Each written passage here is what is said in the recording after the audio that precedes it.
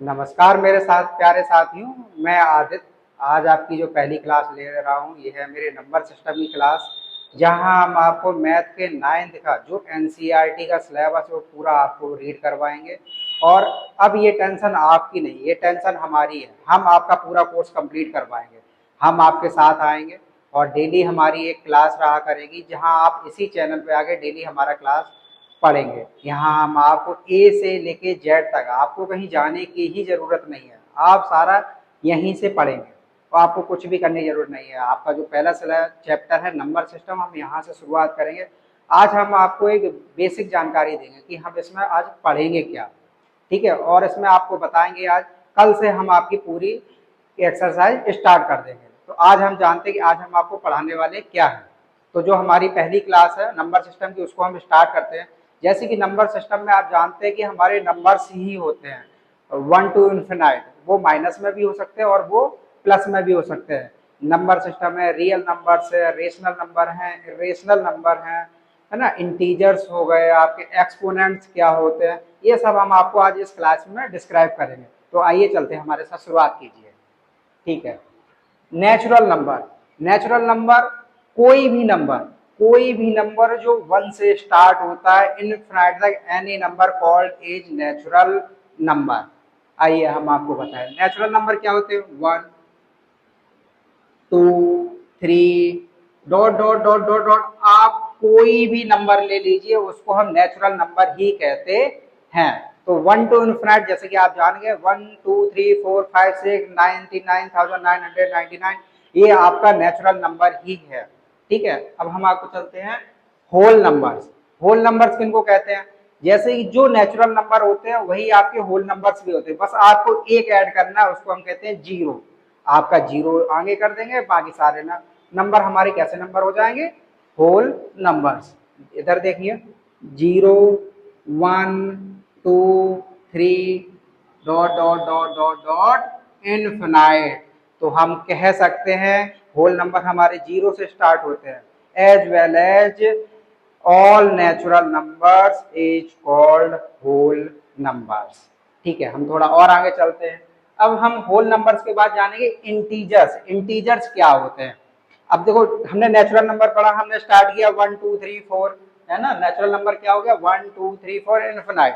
Whole number में हमने क्या किया? केवल जीरो ऐड कर दिया, 0 1 2 3 4। अब इसमें भी हम क्या करेंगे? इंटीजर्स में all natural numbers and whole numbers is called integers numbers। क्या करना है हमें? अब इसमें क्या ऐड हो रहा है? वो होते हैं हमारे all negative numbers। आइए देखते हैं। ये हमारा जीरो है, 1 2 3 4 डॉट डॉट डॉट इनफिनाइट। ये तो हमारे 1 से लेके 4 तक इनफिनाइट, ये नेचुरल नंबर होते हैं। जब हम जीरो आगे लगाते हैं तो हमारे हो जाते हैं होल नंबर। अब हम चलते हैं नेगेटिव साइड में। अगर यहाँ जीरो है तो वो हमारा जीरो ही होगा। अब यहाँ पे 1 है ना, तो हमने इस साइड क्या कर दिया? -1।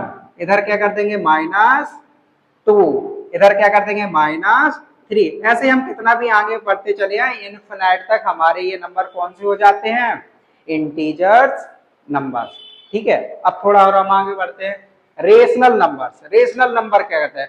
Any number who is written in the form of p upon q, यानी कोई भी, कहते हैं ना, कोई भी डिजिट जो हम डिवाइड के रूप में लिख सकते हैं उसको हम रेशनल नंबर्स कहते हैं। और इरेशनल नंबर्स क्या होता है? ऐसे नंबर जिनको हम डिवाइड के रूप में नहीं लिख सकते। सिंपल सा है ना।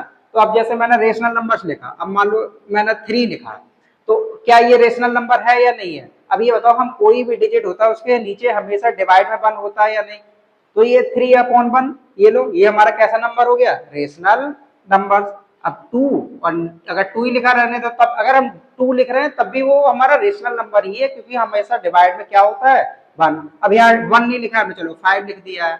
यहाँ 6 लिखा है, 6 अपॉन, क्या कुछ भी लिख दे, 6 अपॉन मान लो 5 ही लिखा। तो ये सब हमारे जो भी number, any number in the written in the form of p upon q is called rational number. अब इरेशनल नंबर क्या होते हैं? ऐसे नंबर जिनको हम p अपॉन q के फॉर्म में नहीं लिख सकते हैं, जैसे कि √2। क्या इसके नीचे कुछ नीचे आएगा? कुछ नहीं आएगा। डिवाइड के रूप में कुछ भी नहीं आएगा। √2 √3, ये सारे नंबर्स हमारे कैसे आते हैं? Irrational number. अभी हम ये ना एक क्लास ले रहे हैं छोटी सी, जो कि आपकी डेमो टाइप से है और सेशन चल रहा है और बेसिक बता रहे हैं। कल जब हम आपकी एक्सरसाइज स्टार्ट करेंगे तो इसका थोड़ा डिटेल में इसको करेंगे। ठीक है, अब आते हैं रियल नंबर। रियल नंबर को हिंदी में कहते हैं हम वास्तविक संख्याएं, और रियल नंबर वो नंबर होते हैं all rational numbers and irrational number is called real numbers. हम लिख देते हैं all rational and irrational numbers are called real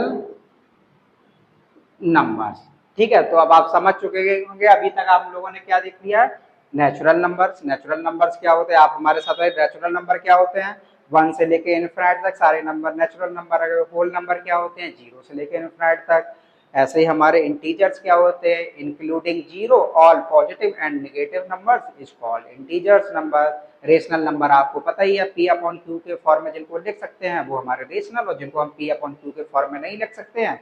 आप ये मत सोचिए कि सर बड़ा जल्दी जल्दी भाग रहे हैं, क्योंकि हमें आज एक छोटा सा सेशन ले रहे हैं, कल हम आपकी एक्सरसाइज को डिटेल में फिल करेंगे। ठीक है, रियल नंबर्स क्या होते हैं, और रेशनल एंड इरेशनल नंबर्स और कॉल्ड रियल नंबर्स। अब हम डेसिमल नंबर्स पढ़ते हैं। डेसिमल नंबर्स क्या होते हैं आपके, डेसिमल नंबर जब हम पढ़ते हैं तो कुछ नंबर्स ऐसे होते हैं जो टर्मिनेट हो जाते हैं, कुछ नंबर ऐसे होते हैं जो टर्मिनेट नहीं होते हैं। चलो हम डेसिमल नंबर में थोड़ा हमें स्पेस चाहिए, इसलिए हम इसको थोड़ा लास्ट में करते हैं। अभी हम इससे पहले हम आपको बता देते हैं operation on real number. Operation क्या होता है, कोई भी नंबर है, रियल नंबर क्या होते हैं, वो सभी प्रकार के नंबर होते हैं, जैसे आपको बताया है ना।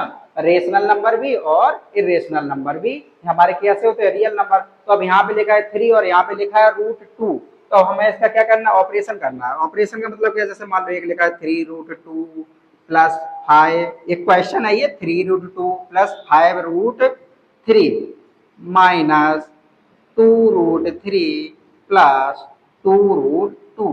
अब हमें इसका क्या करना है, ऑपरेशन करना है ना। तो हम क्या करेंगे, अब हम देखेंगे लास्ट में रूट वाली संख्या कौन सी किससे मैच करेगी। ये देखो ये यहाँ पे ये हमारा √3 है, ये भी हमारा √3 है, लेकिन ये √3 कितने हैं, 2, और ये कितने हैं, 5। तो 5 में से 2 चले गए तो हमारे पास क्या बचा, 3√3। अब देखो ये तो √3 अब यहाँ देखो ये है √2 और ये भी है √2, तो 3 + 2 कितने होते हैं, 5, और हमारे पास यहाँ क्या बचा, 5√2 बस। और यही हमारा सिंपल सा आंसर हो गया। ऐसे ना, ये हमारे ऐड भी हो गए और सब्ट्रैक्ट भी हो गए। इसी तरीके से हम मल्टीप्लाई में भी करेंगे और इसी तरीके से हम डिवाइड में भी करेंगे। एक दूसरा क्वेश्चन देख लेते हैं, मोटा मोटा आपको मल्टीप्लाई दिखा देते हैं। ठीक है, अब हम किस में चलते हैं, ये हमारा पॉजिटिव और नेगेटिव हमने दोनों एक क्वेश्चन में ही सीख लिया। अब हम मल्टीप्लीकेशन में चलते हैं, नीचे ज्यादा आपको दिखेगा नहीं तो हम यहाँ पे करवा देते हैं। देखो हम मल्टीप्लाई करते हैं, क्या करते हैं, मल्टीप्लाई, ये भी ऑपरेशन ही है। अब यहाँ पे लिखा है जैसे मान लो 5√3, ठीक है, मल्टीप्लाई 2√3, ठीक है। अब देखो ये 5 2 जा क्या होता है, क्योंकि यहाँ पे सेम है, क्या है, रूट की डिजिट कैसे है, सेम। तो 5 2 जा 10, और √3 का अगर हम मल्टीप्लाई करेंगे तो हमारे पास क्या रह जाएगा, ओनली 3। अच्छा देखो कैसे, ये लो हमने √3 है, यहाँ पे भी 3 है और यहाँ पे भी क्या है, 3। तो जब हम इनको बाहर लाएंगे तो हमारे पास क्या डिजिट रह जाएगा, ओनली 1 डिजिट। तो 10 × 3 इक्वल टू हमारे पास आंसर कितना आ गया, 30। इसी प्रकार मल्टीप्लाई हम दूसरे वे में करते हैं। चलो अब आप ये देख लो, ये हमारे पास है मान लो 4√2 मल्टीप्लाई 3√3। तो अब यहाँ पे क्या, रूट के डिजिट कैसे हैं, इक्वल नहीं है, सब कैसे हैं, अलग अलग। तो हम इसका और इसका क्या करेंगे, मल्टी 4 3 जा 12। अब जैसे हमने इसको रूट में लिखा था अंदर, तो हम क्या लिख लेंगे, √2 मल्टीप्लाई √3।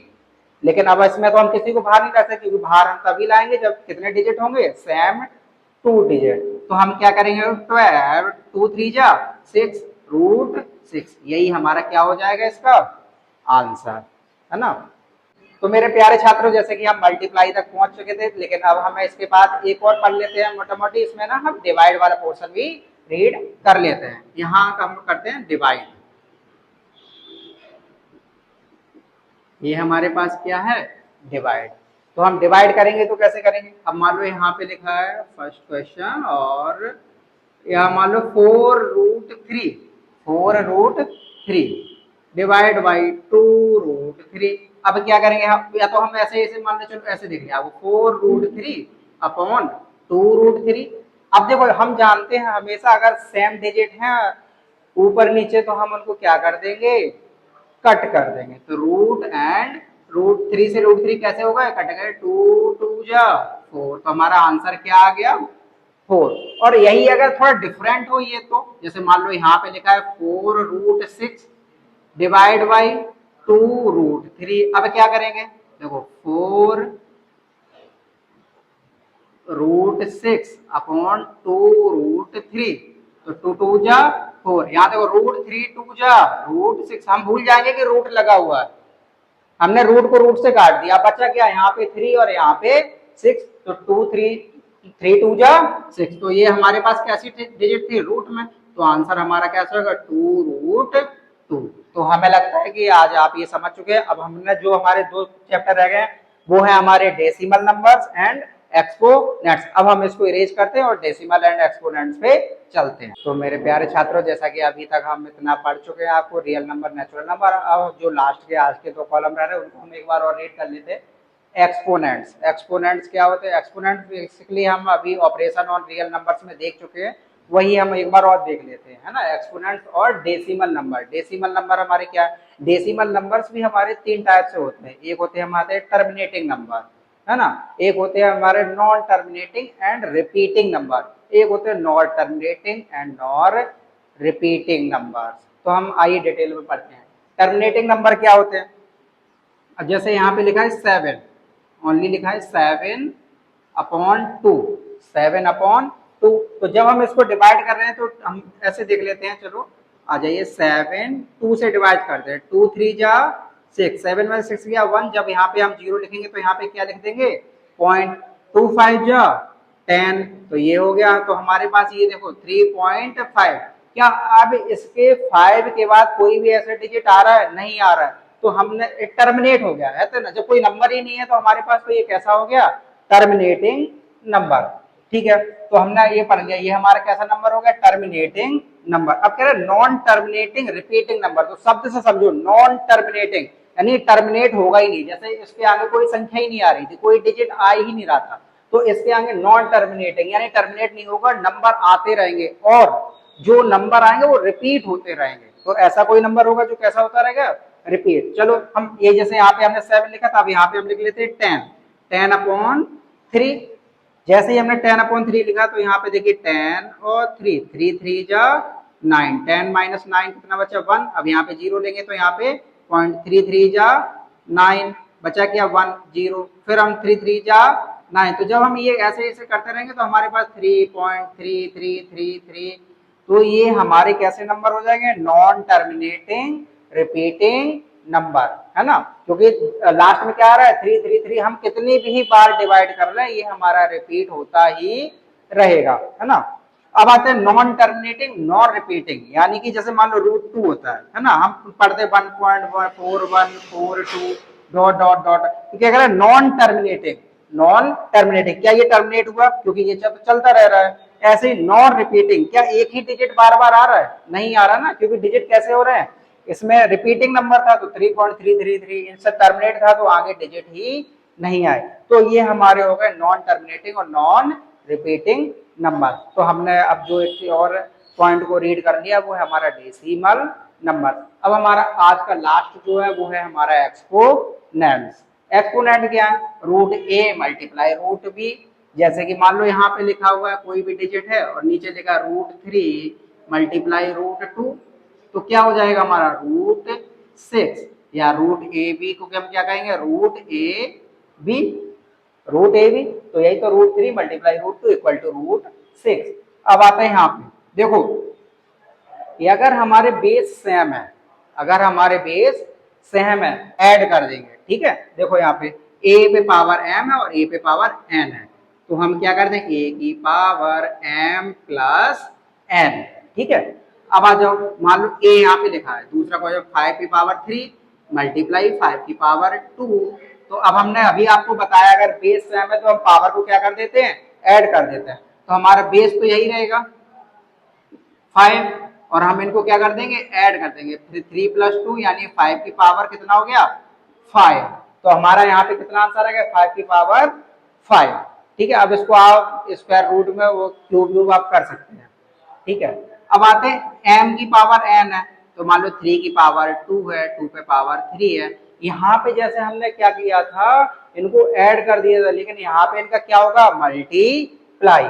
तो 3 की पावर 2 3 जा 6, 3 की पावर कितना हो गया आंसर, 6। ठीक है, अब ये है हमारा a की पावर m और a की पावर n, बेस इसमें सेम है। तो ये बताओ जब हम इस डिजिट को ऊपर ले जाएंगे तो ये हमारा कैसे में जाएगा, माइनस में। किसमें, माइनस में। अब यहाँ पे मान लो 5 की पावर 3 लिखा है और यहाँ की 5 की पावर 1 लिखा है, क्योंकि a और a बेस तो हमारा सेम ही हो गया। अब ये देखो 5 3 तो हमारा ऐसे है ही, अब ये जो पावर है ना ये ऊपर जाएगी तो ये हमारी हो जाएगी -1, यानी 5 की पावर कितनी हो गई, 2। ये हमारा आंसर हो गया। ठीक है ना, अब आ जाओ देखो यहाँ पे a है और यहाँ पे b। 3 की पावर 2 मल्टीप्लाई 2 की पावर 2। अब ये देखो ये तो हमारा, इसको हम ले लेते हैं एक ब्रैकेट में, किसमें ले लेते हैं, एक ब्रैकेट में। अब ये हमारा पावर जो है ना वो सेम है, तो हमने कैसे लिख दिया, सेम। तो 3 2 जा 6, 6 की पावर 2 और इक्वल टू हमारा कितना हो गया, 36। तो आज का हमारा जो नंबर सिस्टम का कॉलम था, प्यारे छात्रों मैं चाहूंगा कि आप इसको रिवाइज जरूर कीजिए कि without revision you must not learn anything, because experience is the best way to key of successful. यदि आप खुद से नहीं सीखेंगे, हम आएंगे पढ़ाएंगे आप स्किप कर जाएंगे तो उससे कोई बेनिफिट हमारा होने वाला नहीं है। एज वेल आपका भी कोई, तो आपके साथ हम कल फिर मिलते हैं इसी टाइम पे, और ऐसे ही हम कल एक्सरसाइज 1.1 स्टार्ट करेंगे। Thank you.